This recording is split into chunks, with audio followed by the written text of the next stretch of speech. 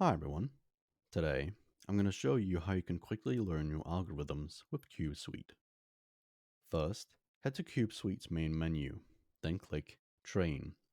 Then, the CFOP step that contains the case you want to learn an algorithm for. Then click Manage Algorithms. You will see a list of case categories for your chosen step. Click the category that contains the case you are looking for.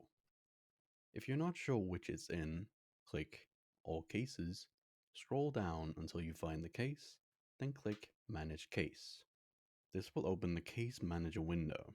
For more information on this, please watch the video linked in the description.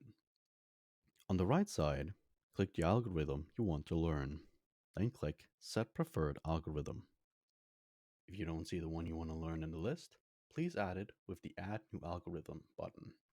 If you would rather type algorithms instead of clicking buttons, you can find the algorithm input method setting in the appearance settings.